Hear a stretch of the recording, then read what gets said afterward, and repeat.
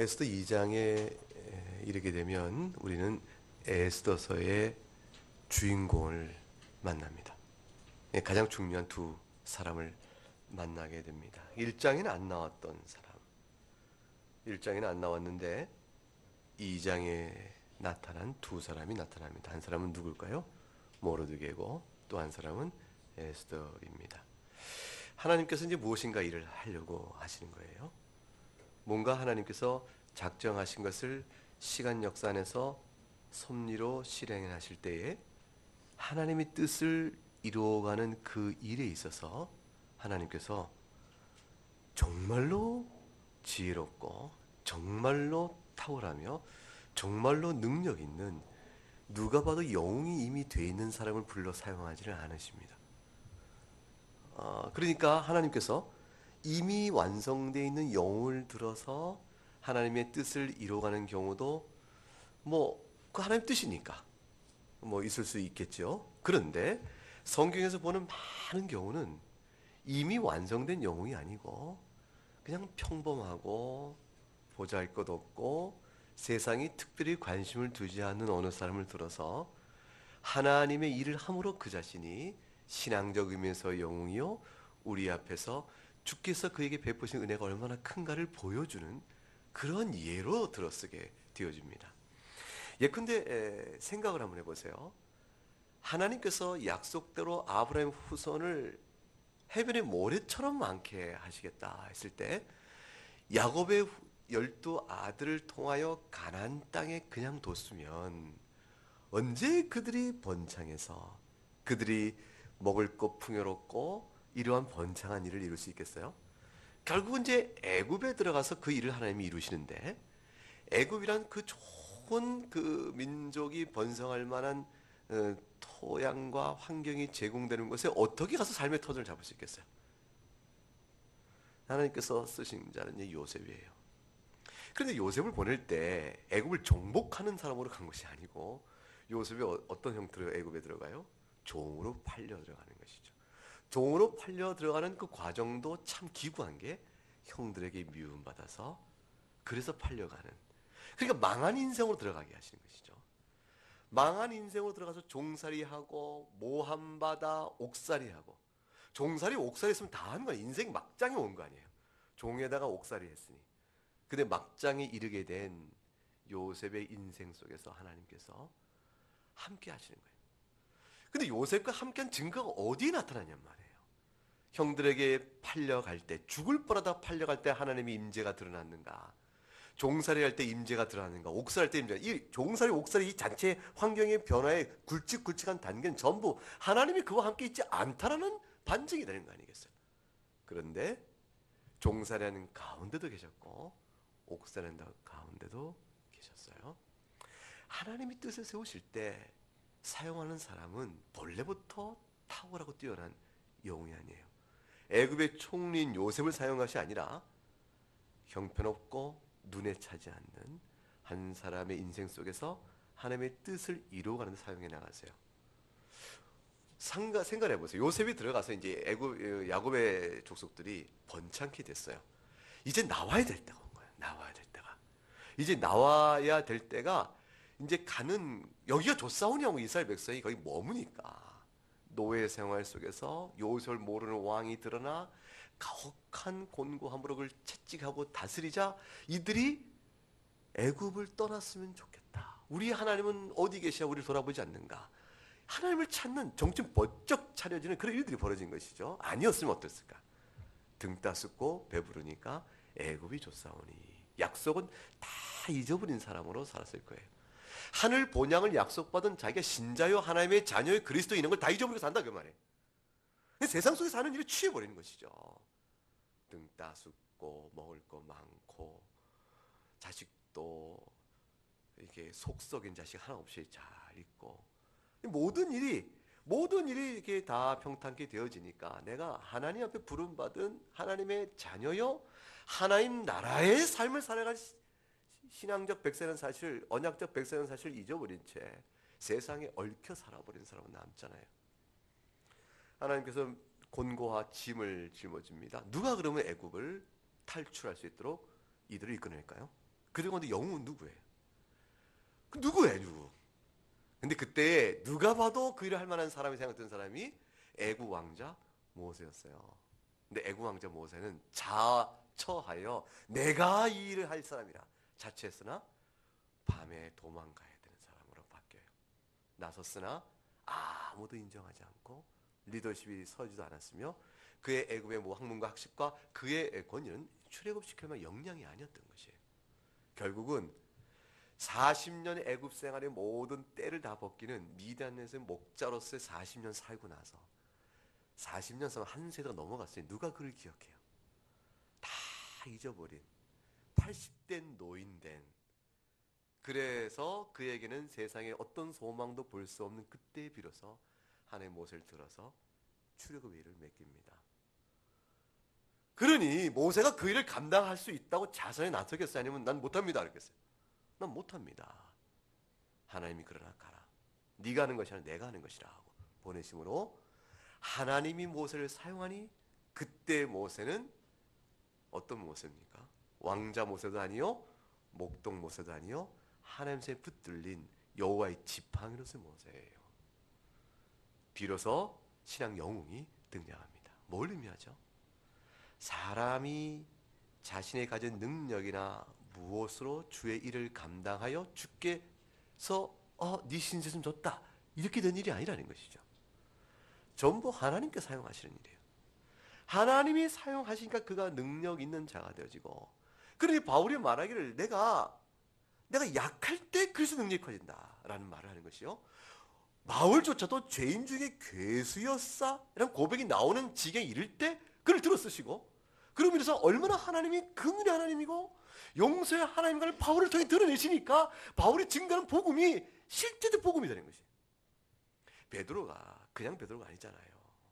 예수님 3번 부인한 베드로잖아요. 비로소 되어지는 것이죠. 여러분이 예수를 믿을 때 얼마나 훌륭해서 예수 믿었어요? 너무 훌륭해서 예수 믿은 사람, 내가 예수 믿을 만한 자격과 또 모양과 능력과 신실함을 잘 갖췄더니 하나님께서 너야말로 내 아들이라 세상에 일컬을 만하니 내 아들이 되라. 그렇게 된 사람 누가 있어요? 신학생들은 모르겠어. 신학생들은 그런가? 얼마나 죄를 많이 졌으면 신학까지 하겠다 나서겠어요. 주 앞에 어쩔 줄 몰라서. 생각해 보세요. 우리 아무도 그런 사람 없어요. 다 죄인 됐을 때 주께서 우리를 불러내신 것이에요. 지금 에스더가 처한 이 상황 속에서 하나님은 미리 다 하시는 일을 준비해 나가세요. 준비해 나가시는데 누구를 사용하시냐 말이에요. 그 사용한 인물이 여기 등장한 누구? 모르드게와 에스더예요. 이 두 사람의 공통점은 하나님의 은혜를 입어 하나님을 신실히 믿는 사람이었다. 그거 하나가 공통점이에요. 그거 하나가 이 에스더서를 읽으면서 이분들이 참 믿음이 올곧은 사람이겠구나. 언약 하나님을 믿어가며 좀 더 흔들림 없겠구나. 야, 참 믿음의 심지어가 굳은 사람인 것 같다. 그거 하나 우리에게 확인시켜주고, 나머지에서는 머리가 좋은 건지, 근력이 강해 힘이 센 건지, 조직을 장악할 만큼 리더십이 강한 건지 아무런 증거가 없어요.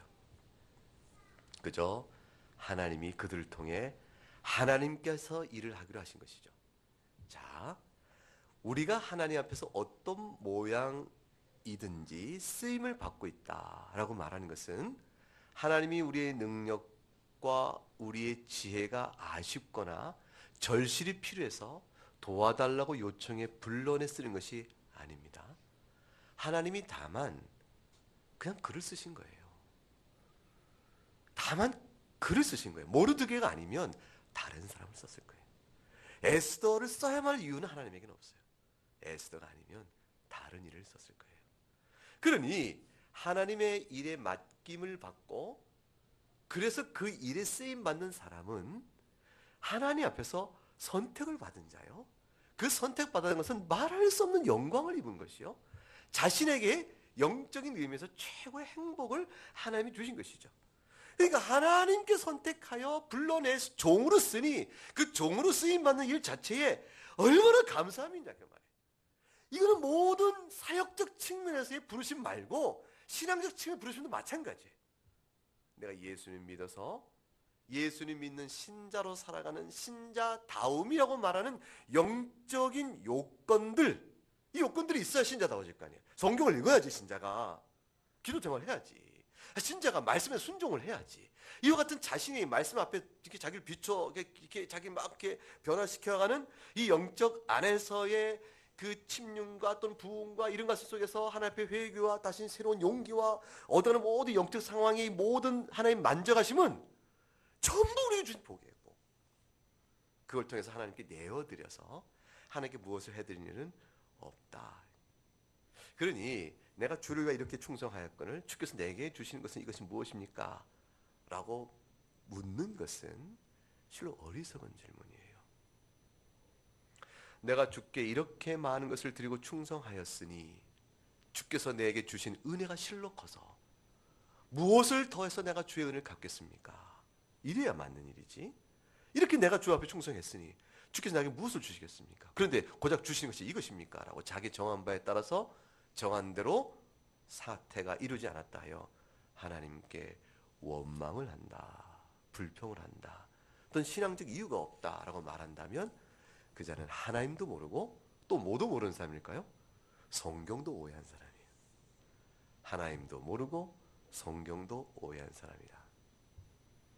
하나님의 은혜는, 구원의 손길은 우리 편에서 무엇 때문에 이루어진 것이 아니고 다만 하나님의 능력이요 지혜요 신실하심이요 무한한 자비요 오래 참으신 뿐입니다. 그거를 모든 하나님의 신적 속성을 신학교 가면 신론을 통해서 배워요. 그리고 우리가 신앙 고백서 보게 되면 웨스턴 신앙 고백서 하나님 그 장에서 우리가 어느 정도를 배웁니다. 근데 그것은 하나님 이런 분 저런 분이라는 속성에 대한 이런 말의 들음, 글로 읽는 그것으로 아는 것이 아니고 그런 하나님께서 어떻게 오래 참으심을 드러내시는가? 나의 패역함을 참아내신 데서 드러내시는 거예요. 하나님의 긍휼이 어떻게 드러나시는가? 나 같은 패역장도 그래도 버리지 않으시고 여전히 나의 자녀로 불러주시는 은혜 가운데서 하나님의 긍휼의 속성이 확인되는 것이. 하나님의 공의 속성이 어떻게 드러나는가? 나의 잘못을 징계하신 데서 하나님의 공의성이 드러나는 것이. 하나님의 무한한 사랑이 어떻게 드러나는가? 나는 주 앞에 아무 드린 것이 없는데 하나님께서 내게 하신 일을 마치 내가 한 것처럼 기뻐하시면서 나에게 많은 칭찬과 위로와 내 삶을 붙들어주는 보호의 손길 속에서 하나님의 사랑의 속성을 배우는 것이에요. 그러니까 하나님을 안다는 것은 전부 하나님 앞에 신앙생활하는 모든 신자 하나하나가 주님 앞에서 공통된 한 가지 성질, 은혜를 받아서 그 은혜 속에서 하나님은 사랑이세요. 하나님 정말 지혜로우세요. 제가 하나님께 기도하며 구할 때는 하나님 그걸 주신다고 했는데 하나님 정말 지혜로우세요. 그걸 안 주시길 하나님 너무 잘하셨어요. 이 간증이 나올 때 나의 머리 1000개를 모아도 헤아릴 수 없는 하나님의 지혜를 본단 말이에요. 하나님 참 지혜로우시네요. 그렇게 살아가는 것이. 에스더서는 하나님께 전개하신 역사 속에 하나님이 소리로 모양으로 나타나지 않으시는데 그 하나님을 배워가는 눈길과 안목이 무엇인가를 우리에게 전해주는 것이에요. 하나님이 이러한 방식은 구원이 뭐냐를 우리에게 깨우쳐줘요. 구원이란 뭐냐면 죄인 되었다가 의인으로 바뀌는 것이 구원이죠. 그러면 우린 죄인 되었다가 의인 됐다라고 하면 상태적인 생각을 해요. 도덕적으로 악한 사람이 도덕적으로 선한 사람이 되는 것이다. 이렇게 생각해요. 맞죠? 그런 부분이 있어요. 근데 더 중요한 것은 무엇이냐면 하나님에 대한 관계 이해, 그 관계성의 성질이 달라졌다는 것이에요. 그게 구원이에요. 과거에는 하나님 그러면 하나님 뜻, 그건 내 말이 안 맞으면 틀렸어. 하나님 예배, 피곤한데 할 일이 많은데 하나님께 감사, 뭐 좋은 게 또 감사해. 뭐 이런 식으로 하나님의 뜻과 하나님의 존재 자체에 대한 거부와 미움과 싫어함이 우리 안에 있었는데 구원받았다는 것은 뭐냐면 하나님이 옳습니다. 하나님이 절대입니다. 저에게 있는 모든 삶의 형편의 모든 것은 하나님의 선한 뜻 가운데 이루어진 일이오매 우리가 이 가운데 견디며 살아가고 이 가운데 기뻐하며 사는 것이 마땅하옵나이다. 어떤 상황이든지 그러는 것이. 그게 바로 신앙이에요. 그게 바로 구원이에요. 그러므로 이 땅 살면서 구원을 죽은 다음에 낙원에 이르러 비로소 누리는 영적 생명의 성질이 그때 비로소 누리는 것이 아니라 이미 이 땅에서 맛을 보아 아는 것이에요. 속을 지질이 썩이는 남편이 있어도 그 가운데 하나님을 알아가는 것이에요. 너무나도 몸살치기 싫은 부모가 있어도 나는 왜 인생이 모양인가 싶게 그런 부모를 만났어도 이 인생 속에서 하나님의 선하심과 하나님의 옳습니다를 배워가는 것이에요. 그게 바로 구원받았다라는 사람의 성질이에요. 하나님과 관계성이 드러나는 것이에요. 그러니까 내 형편이 펼쳐졌다. 내 팔자가 펼쳐졌다. 그러니까 하나님 참 좋은 분이고 구원받았어. 이렇게 되는 것이 아니라 그 말이에요. 내 팔자가 어려워졌다. 내 사는 형편이 왜 이렇게 어려운가? 그래서 하나님은 내 믿어봐야 소용없다. 그런 것이 아니라 이게 전부 세속적 신관이요. 이게 기복적 신관이요. 이게 성공주의 신관, 이게 실용주의 신관이라. 이 세상에 믿는 모든 종교성이라는 것은 전부 실용주의적, 세속적, 성공주의 신관으로 묶여져 가게 돼 있어요. 창조주 하나님을 알아야만 구원의 개념이 바뀌는 것이거든요. 나를 낮추되 낮추셔도 내 안에서 주님이 높아지시면 그로 인해 기뻐하고 그것이 내가 은혜를 받아 누리는 것이요. 구원받은 증거라고 말할 수 있느냐 이거죠. 에스더서 2장의 내용은 앞으로 닥칠 무시무시한 유다 민족 전체 멸절의 위기에서 하나님께서 그들을 구원하기 위해서 미리 준비하시는 과정이 어떻게 드러나는가를 보여줍니다. 자, 2장 1절을 읽어보겠습니다. 그 후에 아하수에로 왕의 노가 그침에 와스디와 그가 행한 일과 그에 대해 내린 조서를 생각하거늘. 무슨 얘기예요? 무슨 노가 그칠까요? 어떤 왕의 노가 그치죠? 와스디를 놓여서 폐위시킨 노가 그쳤다. 그럼 1장과 2장이 우리의 시간적 간격을 어떤 단어가 설명합니까? 그 후에가 설명하죠. 이 그 후에라는 요 한 단어 속에 들어가 있는 시간은 3년이에요. 3년. 이 3년 기간이 시간 간격을 성경은 그냥 그 후에라고 툭 넘어가고 있어요. 이 3년 동안 어떤 일이 벌어지냐면 페르시아가 그리스와 두 번의 전쟁을 해요. 아하수르의 왕이 두 번이나 전쟁을 했는데 두 번 다 패배합니다. 정복 전쟁을 성공치 못해요. 그리고 돌아오니까 아하수르 왕이 너무 속상한 거예요. 그리고 그냥 속이 막 속상하고 좌절감과 낙심 또 화도 나고 그러면서 한편에 밀려드는 건 뭐냐면 고독감이야. 고독감과 외로움과 누군가 자기를 붙들어 주길 말하는 그런 절박한 심령. 그때서 돌아보니까 궁전은 텅 비어 있어요. 누가 있어야 할 사람이 없어. 왕후가 없는 거예요. 와스디 어디 갔지? 생각해보니 후회가 밀려오는 거예요. 아, 그때 내가 술 기운에 분별하지 못한 채 왕후의 수치를 생각하지 않고 내가 술 기운에 왕후의 수치를 생각하지 않고 왕후를 그렇게 불러댔으니 이게 내가 실수한 거구나. 근데 그거를 아니요 못 갑니다고 말하는 왕후는 사실 왕후의 존엄성과 그 모든 경우를 볼 때 오히려 옳은 거였구나 라는 생각이 마음에 밀려오니 노가 그치는 것이죠. 노가 그쳤다는 것은 사태에 대한 해석이 달라졌다는 것을 뜻하는 것이에요. 그런데 자기가 전쟁에서 패배하고 돌아온 자기를 맞아줄 아내가 없는 거죠. 어떤 실패도 감싸줄 아내가 없다는 사실에 마음이 텅 빕니다. 아하수르의 왕이 첩이 없었겠어요? 소위 후궁이 없었겠어요? 후궁이 얼마나 많겠어요? 후궁이 굉장히 많아서 매일 사람을 바꿀 만한 후궁이 줄지어 있다 그 말이에요. 여자를 향한 성적인 욕망을 충족시킬 대상이 없다는 것이 아니에요. 사람과 사람 사이에 그 빈자리를 메워줄 또 한 사람이 역할이 돕는 배필 역할이죠. 아내가 없었다. 아내가 신하들이 눈치를 채죠. 이런 상황을 보니까 2절 읽어볼까요? 왕의 측근 신하들이 아뢰되 왕은 왕을 위하여 아리따운 처녀들을 구하게 하시되 눈치를 탁 챈 거예요. 그래서 누구를 하라? 왕후를 새로 구하시오라고 권면을 합니다. 신하들은 왕이 이렇게 와스티를 그리워할 것을 눈치챘어요. 미리 아는 거죠. 신하들은 왕의 심사를 잘 파악해서 왕의 성정을 파악하여 왕의 비유를 맞추되 왕의 뜻대로 해다가 나중에 자기 닥칠 화를 미연에 방지하는 그 머리 돌림이 있어야 신하로서 오래 살아남잖아요.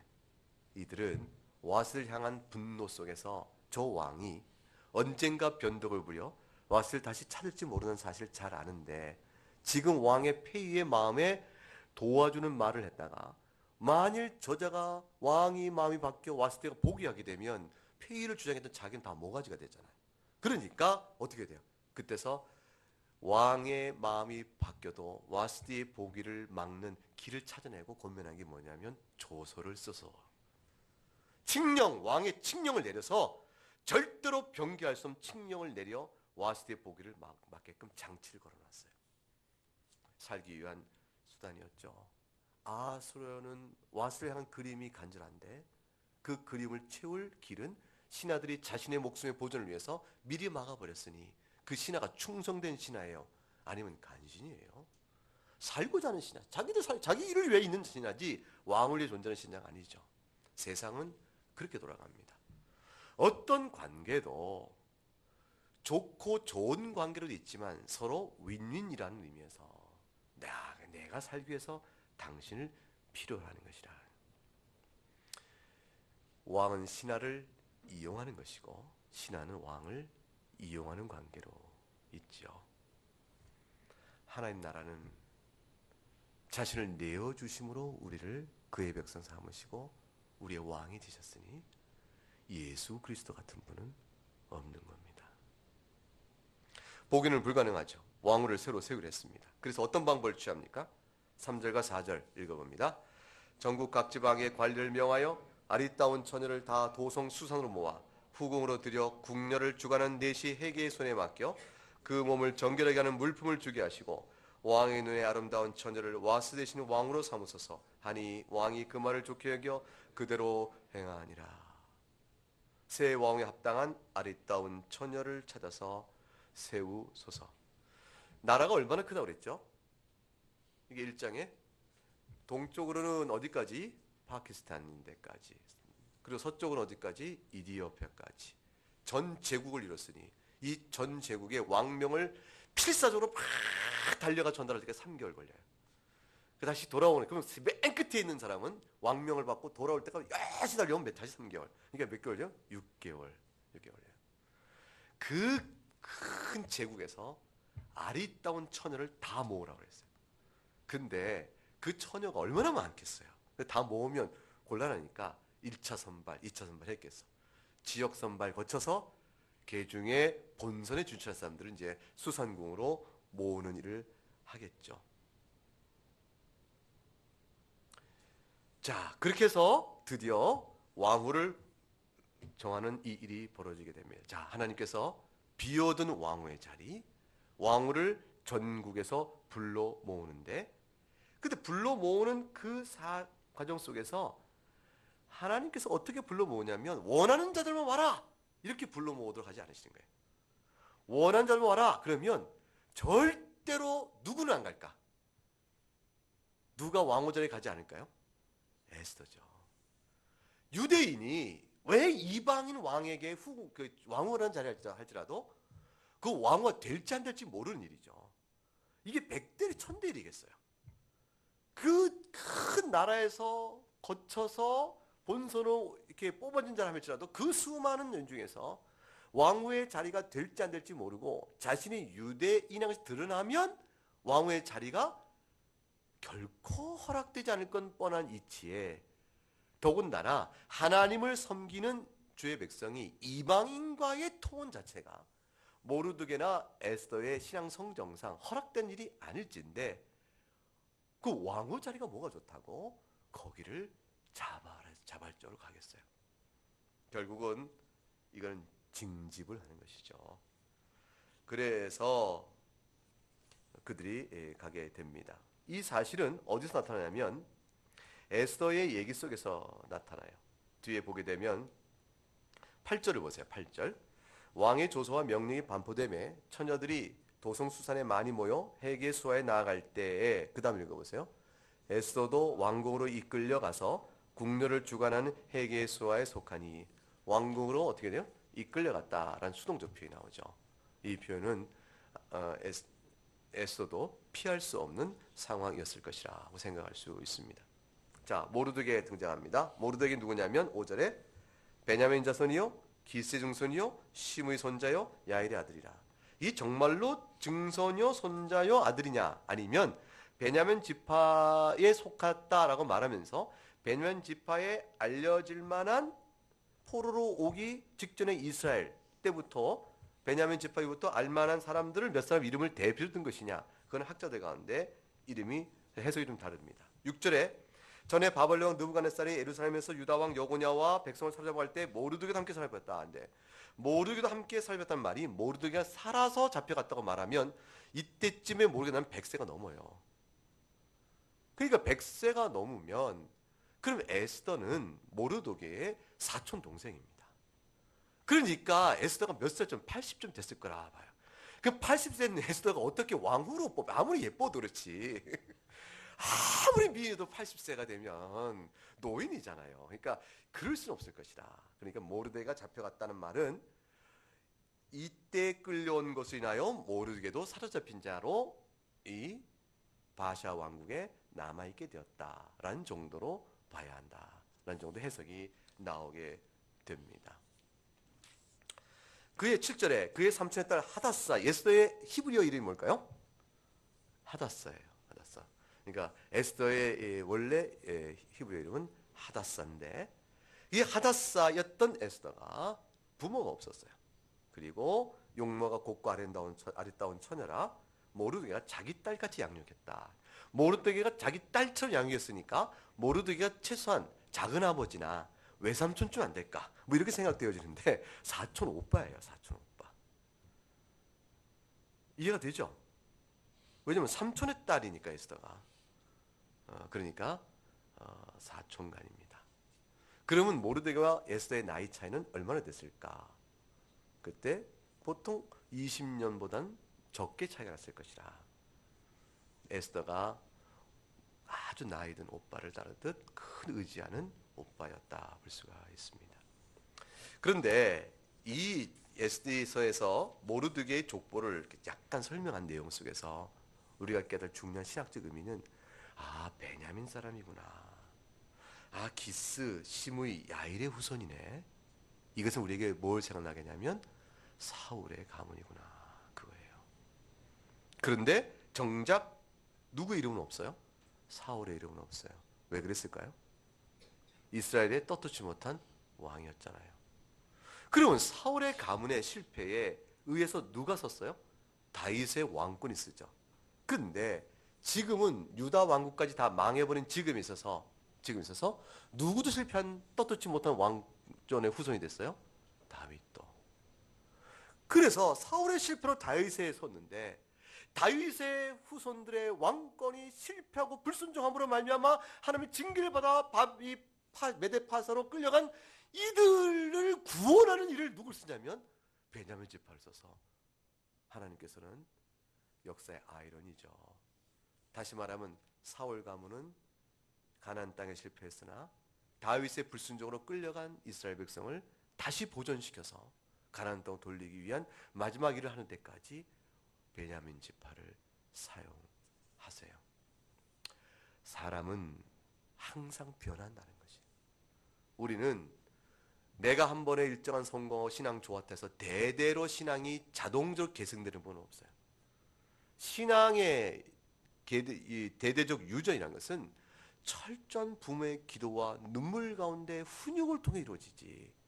아버지가 훌륭한 신자니까 아들도 신자로서 훌륭해지거나 그 손자도 신자, 이런 법은 절대로 없다 그 말이에요. 그렇게 되어지는 가운데 대를 이어가다 보면 어떤 악한 왕 가운데 선한 왕의 아들이 나오고 선한 왕 가운데 악한 왕의 아들이 나오기도 하는 것이죠.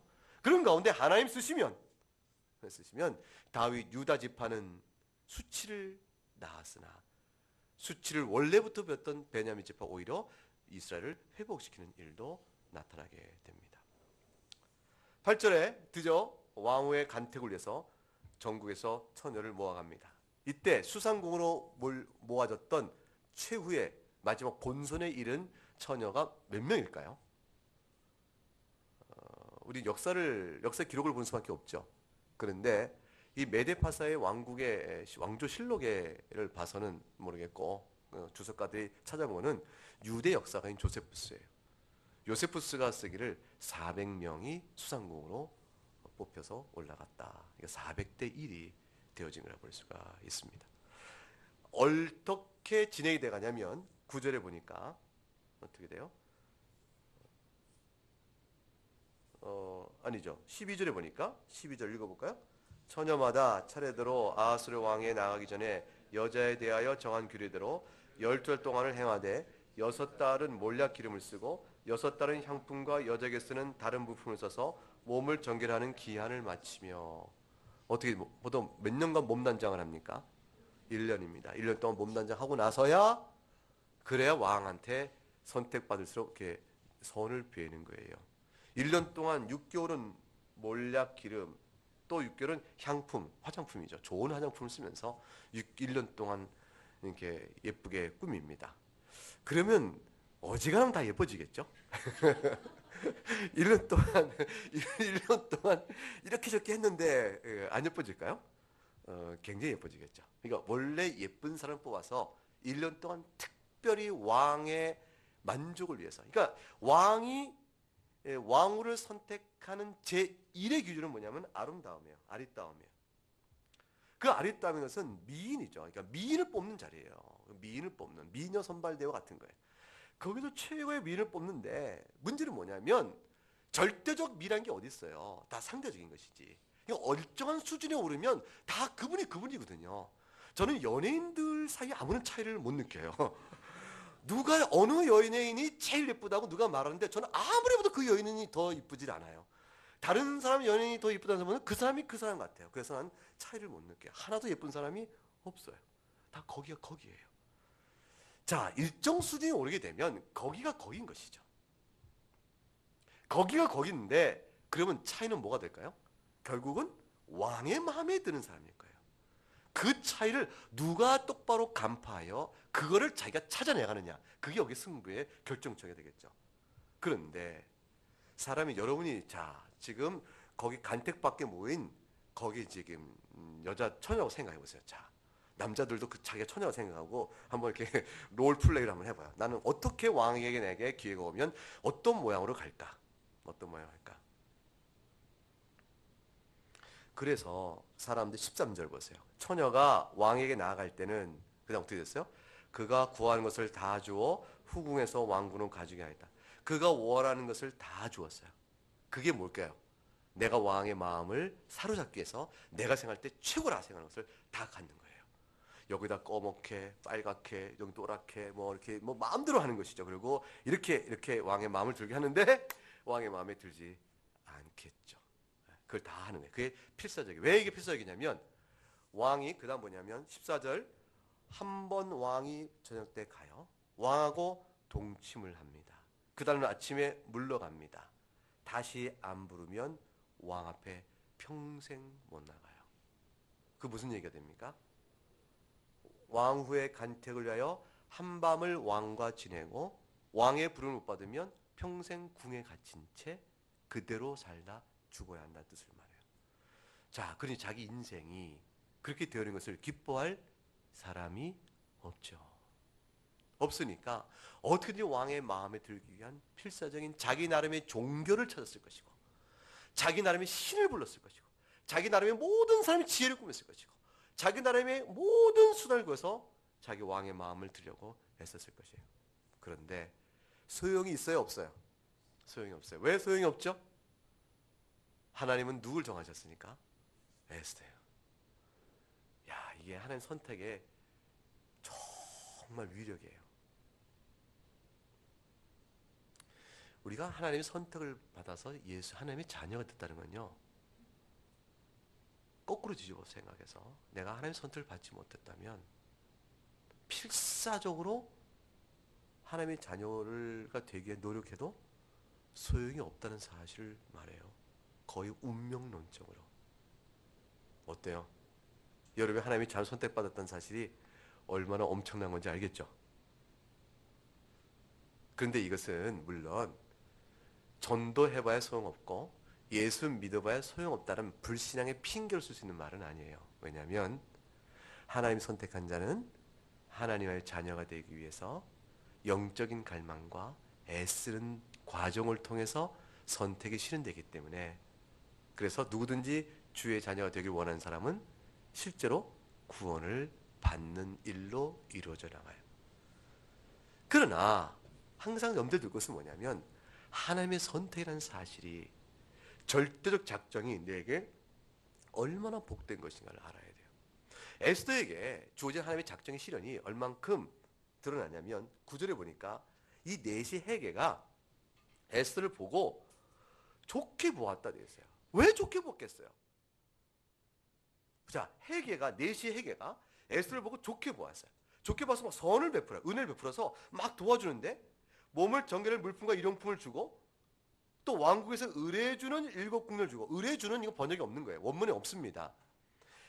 왕궁에서 7궁녀를 줬다는 말은 특별히 붙여준 것이에요. 붙여주고 후궁의 아름다운 처소, 가장 좋은 처소로 에스더를 특별히 헤게가 돌봐요. 왜 그랬을까? 헤게가 에스더가 헤게 마음에 쏙 들었기 때문에. 근데 헤게는 넷이잖아요. 자기 왕이 아니잖아요. 왕명 받은 것은 어떤 것이죠? 왕의 마음에 합당한 여자를 찾는 거잖아요. 따라서 헤게가 보는 안목은 누구의 안목에 가장 가까울까요? 왕의 안목과 가장 가깝죠. 이거 굉장히 중요한 포인트예요. 헤게는 아수르 왕이 어떤 여자를 좋아할 것인지를 와스들을 아는 사람으로 있는 거예요. 그러므로 헤게는 에스더를 딱 봤을 때 왕이 찾을 여자로서의 가능성이 굉장히 높다는 것을 직감으로 아는 거죠. 그러므로 에스더에게 충분하고 아주 적극적인 도움을 줘서 에스더가 준비할 수 있게 나갑니다. 자, 여기에 누구의 간섭이 손길이 들어가 있어요 지금? 하나님의 간섭이에요. 어떻게 그렇게 될 수가 있어요? 인간적으로 생각해 보세요. 유다의 한 처녀가 여기에 올라와서 인간적으로 왕으로 간택되는 일의 가능성이 도대체 몇 퍼센트겠고, 400대 1이라고 말하지만 그 예선까지 포함해보세요. 더군 유다는 소수민이라고 생각하면 이게 드러나면 간택의 기회조차 상실되어져요. 왜냐하면 왕후를 어느 가문에서 뽑겠어요? 최고의 명문가에서 왕후를 늘려고 할 거란 말이죠. 그래서 페르시아의 7대포 귀족들 가문에서 왕후가 선택되는 것이 관례였다 돼 있어요. 근데 이 관례가 항상 지키지 않아서 예외도 있는 법인데, 그래서 이번에는 그 7가문을 넘어서서 처녀를 구하도록 했지만, 그런 가운데 유대인이었다는 사실이 드러나면 왕 옆에 들어가지도 못하게 되어지는 것이에요. 그러니까 왕 궁궐로 다 와서 뽑혀온 다음 그 다음에 유다인이라는 정체가 드러나 버리면 왕후가 간택될 기회도 못 갖춘 채 평생 그 왕궁에서 그렇게 궁녀로 살다가 끝날 에스더를 생각하니까 모르드게가 에스더에게 절대로 유대인이라는 말 하지 못하게 입단속시키는 거예요. 하나님께서 어찌하실 줄 모른다. 그래서 결국은 마침내 때가 되어짐에 에스더가 왕 앞에 나갑니다. 그런데 15절 한번 읽어보세요. 시작. 모르드게 삼촌 아비알의 딸 모르드게가 자기의 딸같이 양육하는 에스더가 차례대로 왕에 나아갈 때에 궁녀를 주관하는 넷이 헤게가 정한 것 외에 다른 것을 구하지 아니하였으나 모든 보는 자에게 사랑을 받더라. 이제 에스더는 헤게가 정한 것, 이거 가져가거라 정해준 것 외에는 다른 것을 또 구하지 않았어요. 왜 그랬을까요? 1. 자기는 미모에 너무너무 자신이 있어서, 그래서 다른 거 다 필요 없다. 나만한 자가 누가 있겠냐? 그래서 1. OX 이건 아닐 것이라. 특별히 아름다웠겠죠. 특별히 아름다웠고 외적인 미모뿐 아니라 외적인 미모를 받쳐준 내면 안의 특별성이죠. 그 내면에 담겨 있는 정신적, 영적 고상함과 특별성은 그 미를 천박하지 않고 깊이가 있게 해줄 거예요. 그런데 에스더가 참 지혜로운 여자에게 드러나는 것이에요. 뭐냐면 헤게가 정한 것 외에는 불필요한 것들이구나 하는 것을 에스더는 깨닫는 거죠. 왜냐하면 아수르의 왕이 필요로 하는 것, 충분한 것, 그것은 누가 제일 잘한다? 헤게가 알 것이라. 그래 헤게가 알 것이란 사실을 간파하고 헤게가 정한 것 외에 자기가 추구하는 것일수록 이게 불확실한 것이에요. 왕이 기뻐할지 그것 때문에 역겨워할지. 그러므로 그걸 다 내려놓습니다. 내려놓고 헤게의 뜻을 따라가도록 하는 에스더의 탁월한 지혜가 보이는 거예요. 자, 여러분. 하나님을 의지하면 그 지혜가 보여요. 하나님께서 내 길을 이끄실 것이라. 그러면 그 지혜가 보이는데 내 마음에 욕심이 있으면 내가 돼야지. 내가 불안하니까 내가 먼저 해볼 거야. 하고 자기 마음에 욕심이 있으면 절대로 그 지혜가 보이지 않습니다. 헤게가 정한 것은 항상 부족하게 보이는 거예요. 하나님 내 길을 이끄신다. 그걸 믿고 그 다음에 보니까 지혜가 있어서 헤게가 정한 것 외에는 사실상 플러스가 될지 마이너스 될지 누가 할 것이냐.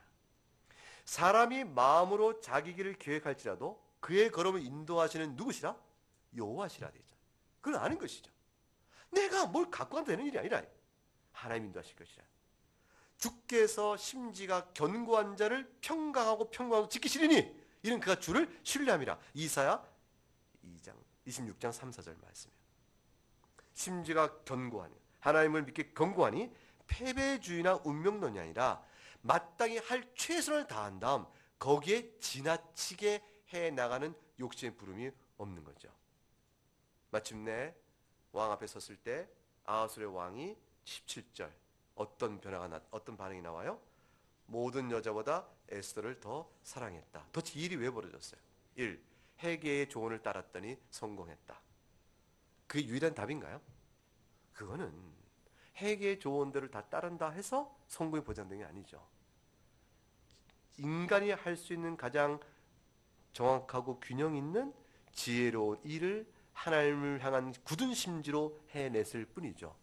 그런데 아하술의 눈에 에스더가 더없이 사랑스럽게 보인 거예요. 왜 이런 일이 벌어져요? 하나님께서 아하술의 눈에 뭘 씌운 거예요? 에스더를 보고 혹 하도록 씌워준 거죠. 하나님이 하시는 일이에요. 왕의 마음이 여호와의 손에 있도다 그랬죠. 마치 본물과 같아서 갖다 놓은 본물 같아서 그가 임의로 인도한다 되어 있어요. 물은 동그란 것을 하면 동그란 거고 세모난 것을 하면 세모난 물이 됩니다. 왕의 마음도 하나님께서 인도하는 대로 가는 것이라. 결국 그리하여 에스더가 왕과 되었습니다. 여기서 2장이 끝났으면 이거는 그냥 뭐예요? 신데렐라 얘기예요. 신데렐라 얘기예요.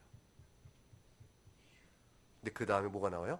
모르드게가 왕을 암살하려고 하는 두 내시의 이야기를 듣는 일이 생겨요. 두 내시가 왕 암살의 그 은밀한 계획을 짜는데 어떻게 모르드게가 들어요? 근데 들었어요.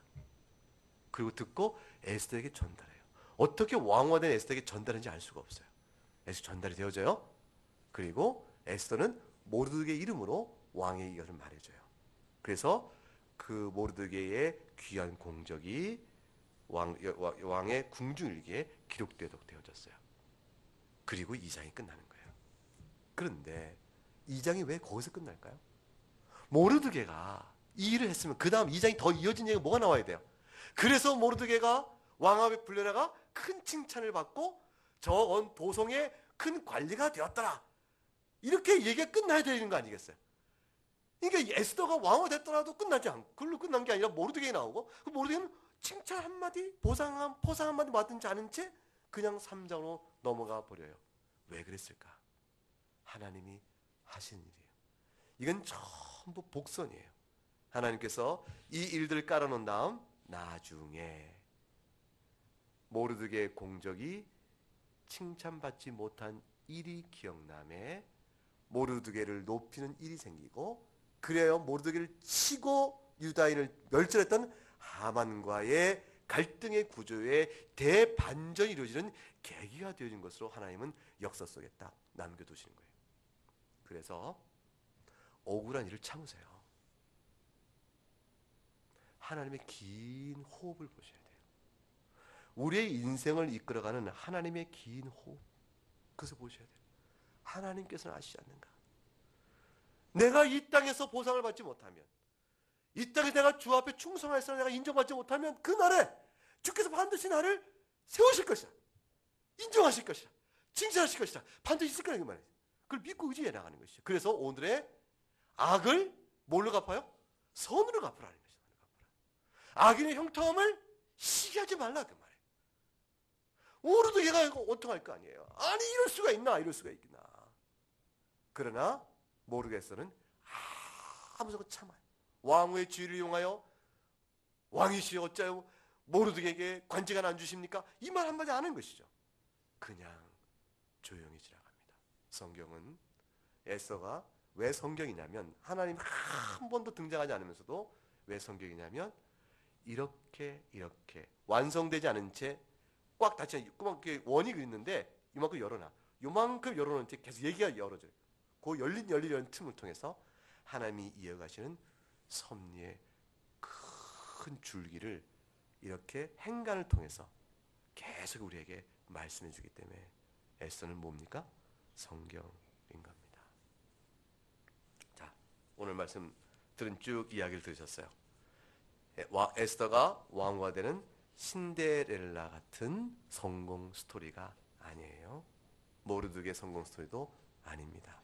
인간의 지략이 어떻게 잘 성공 중에서 왕후가 되느냐, 에스더의 왕후 전략을 배워 경영 전략을 배우자, 에스더의 왕후된 기술을 잘 분석해서 우리가 세상에 성공해보자, 이렇게 나갈 것이 전혀 아닌 것이죠. 정반대의 교훈이죠.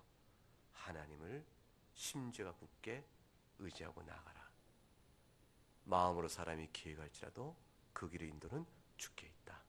왕의 마음이 하나님께서 주장하시니 본물 같아서 하나님이 인도하는 대로 갈 따릅니다. 우린 다만 그날을 바라보면서 긴 호흡 끝에 하루하루를 충실한 믿음으로 살 따릅니다. 주께서 나를 기억하시리라. 이것이 오늘 주시는 에스더서의 교훈이라 할 수가 있습니다.